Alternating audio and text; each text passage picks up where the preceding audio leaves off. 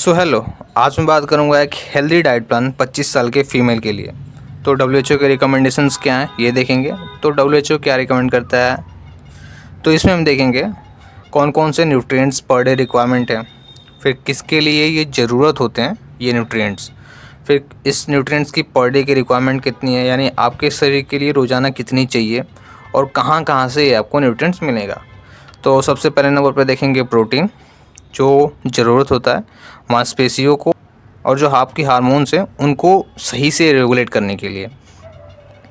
Per day requirement है 60 से 80 ग्राम मिलेगा आपको अंडे से, लेंटिल से, पनीर से, साथ में ग्रीक योगर्ट मतलब दही जो आती हैं, चिकन से और फिश से मिल जाएगा।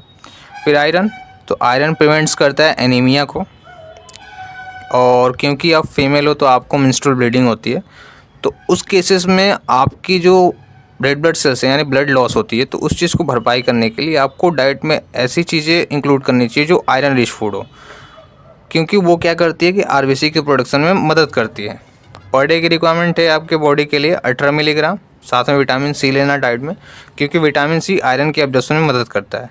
ये आपको मिलेगा पालक से, गुड़ से, चिकन लीवर से और अंडे से। फिर आते हैं कैल्शियम। सो कैल्शियम मेंटेन हड्डियों की स्ट्रेंथ को मेंटेन करने में हेल्प करता है। पर डे का रिक्वायरमेंट है 1000 मिलीग्राम मिलेगा आपको रागी से, दूध से, तिल के बीज से।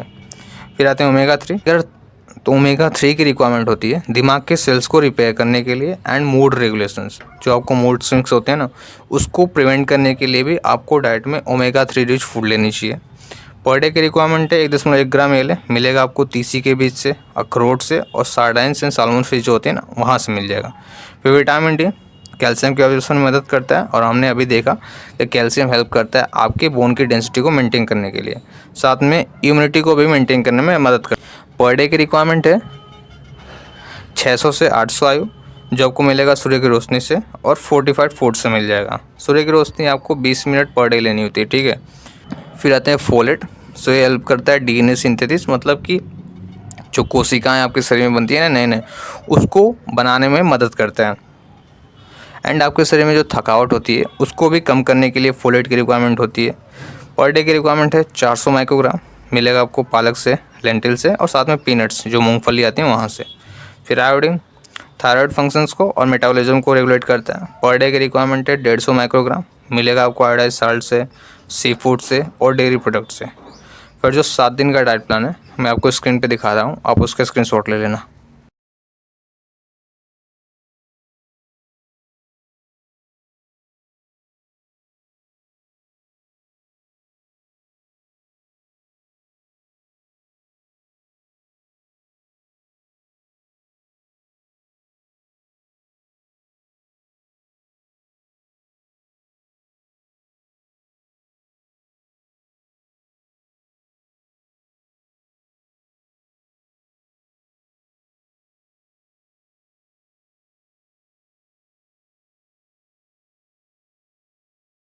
फिर मैं बात करता हूँ कुछ एसेंशियल एड्स ऑन यानी कुछ टिप्स एंड ट्रिक्स के बारे में। सो हाइट एंड पोस्चर यानी आपकी जो बॉडी का पोस्चर है उसको सही से मेंटेन करने के लिए क्या क्या चीज़ें करनी चाहिए। तो आपको वेट बेयरिंग एक्सरसाइज करनी चाहिए जिससे योगा होगा, ठीक है।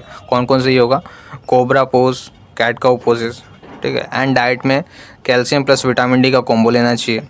एंड जो पोस्चर करेक्शन के लिए एक एक्सरसाइज है मैं आपको स्क्रीन पे दिखा दे रहा हूँ, ठीक है। आप वैसे ही करोगे, 3 सेट्स करनी है पर डे, ठीक है। वो हेल्प करेगा आपके पोस्चर को मेंटेन करने के लिए। एंड ब्रेन के डेवलपमेंट के लिए मैंने पहले ही भी बोल रखी है कि आपको डाइट में ओमेगा 3 रिच फूड लेनी है, जैसे कि 1 चम्मच तीसी का जो पाउडर होती है ना, भून के फिर उसको मिक्सर में डाल के महीन महीन करके उसका पाउडर बना के आप 1 चम्मच पर डे ले सकते हो। एंड स्लीप ऑफ कोर्स हम सबको पता है कि बहुत ज़्यादा इंपॉर्टेंट रोल प्ले करता है आपके ब्रेन की हेल्थ को सपोर्ट करने के लिए। तो आपको लगभग 7 से 8 घंटे की नींद प्रॉपर पर नाइट लेनी होती है, जो क्रिटिकल किसके लिए है? मेमोरी को रिटेन करने के लिए। मेंटल एक्सरसाइज यानी दिमाग को ग्रो करने के लिए आपको नए नए स्किल सीखने चाहिए, पजल सॉल्व करनी और नए नए लैंग्वेज सीखनी चाहिए। हाइड्रेशन ऑफ कोर्स ये भी इम्पोर्टेंस है ब्रेन को हेल्दी रखने के लिए।